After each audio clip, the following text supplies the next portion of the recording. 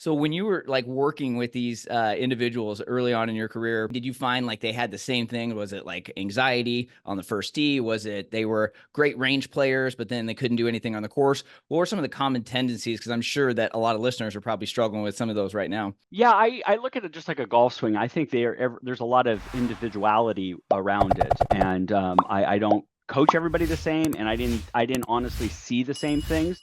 There were pieces of it. So I look at the mental game. Again, everybody might define it differently. There's different skills.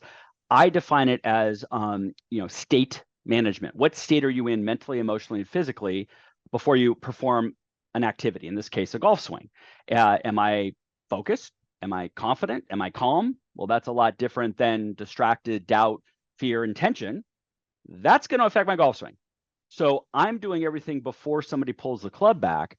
And those questions, if they're answered truthfully, I can get a lot of different answers. Honestly, it could be a complete somebody distraction. Oh, I get distracted by people watching.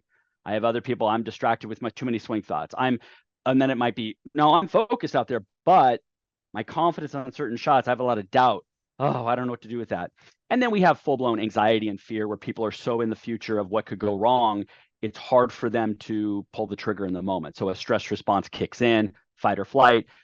It's going to affect their grip pressure. It's going to affect their timing and such. So I look at it as, state management. And when we can look at it that and people go, I go, when you played your best golf, what were you thinking, feeling, and doing? They go, and it's usually pretty simple stuff, right? Oh, I was focused, I was calm, didn't have many swing thoughts, no expectations, right? And then you have the other sides, like when you play poorly, what happened? Oh, I got so many swing thoughts. I want to really impress the person I'm playing with. And you just hear a lot of interference, right? And it goes back to a very basic definition that Tim Galloway put out is, your performance is really your potential minus interferences. So everybody has different potentials, different body types, all that kind of stuff. But the interferences is what I am intrigued with. How can I help somebody with? What are the interferences that are getting in the way of that? And again, the list goes on and on. It's a drop down menu that keeps going, right? But I want to identify those things and give people frameworks and strategies to minimize those and tap in to what I would call their flow state, their best state. Yes, there's two things there that stuck out to me too, and yeah, it was literally exactly where I wanted to go is state management because I hear you talk Mm-hmm. about that a lot. You have that older podcast that had some great stuff. Like I said, I binged a bunch of episodes yesterday. I was just getting wicked smart on the treadmill, losing some weight too, and you talked about state management a lot. And I don't think because I think the mental game is almost like people just don't really understand. It's like such a blanket statement. It's hard to even conceptually grasp what do I do to get better at it. So state management is huge because if you're nervous and you're anxious versus if you're feeling good over a shot, it's going to be night and day difference. And I think a lot of times we get mechanical versus mental breakdowns. And a lot of times we, play bad on the course and we think, oh, it's just a mechanical breakdown, which sometimes it is, of course. But if you're a great range player and then you can't do anything on the course, that's not that's a mental thing. That's not a mechanical. So I'm glad you talked about state management.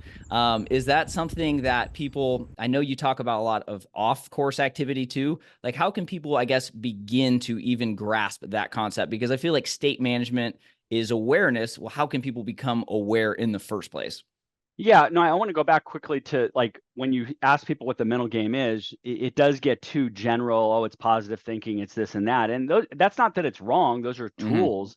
But what are we actually doing? We're actually training ourselves to be in an optimal state for that performance. Okay. That state is started with cognitive side of what am I thinking, right? That thought is going to trigger an emotional response. That emotion is going to create a feeling in my body. And if not dealt with, could interfere or it could optimize, right? So we start looking at thinking patterns. I do a lot of stuff with reframing language.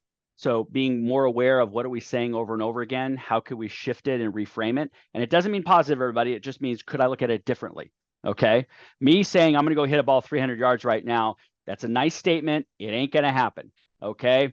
I'm a little tighter than I used to be. I I hit think you about could still, I think you got about 300 about still. 260, about 260. Okay. So the point of it is not about boosting things up that are not true, but it is being aware that my thought patterns, which are patterns just like a swing pattern, could now trigger an emotional response. And that emotion, frustration or anxious, or that's going to go through your body. I look at emotions as energy in motion, energy going through your body, and my body's going to feel something. Well, In other range situations, we are in a different environment. We probably don't have the same triggers that's happening. Thus, I might be in a different state. It might be calm, relaxed, whatever it may be.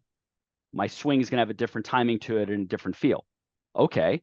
So what I ask everybody is when, again, back to when you played your best golf, what state were you in? And then how can we reverse engineer that? Well, I was calm and focused. Great. What led to calm and focus? Well, Rick, I got to the course plenty of time. I did my stretching. And we talk about, wow, they actually had some control over their state because they gave themselves enough time to warm up and they didn't have any expectations. And they went through their routines with a nice smooth breath and they visualized with clarity and they did body scans, right?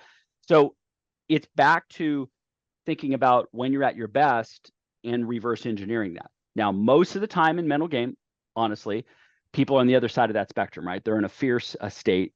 And we have to ask the same questions. What are you thinking? What are you feeling? What are you doing? What's triggering that anxiety response? Okay. I'm playing golf in front of somebody. Oh my gosh, it's a tournament. It's really important to me and it's anxiety.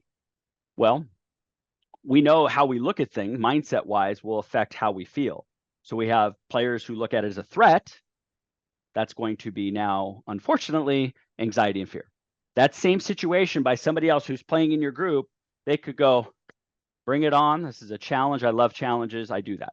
So mindset and shifting what it means to you is so important because you're going to be triggered by your environment. And I want to know you can't always control your environment, but you want to be able to control your response to it. So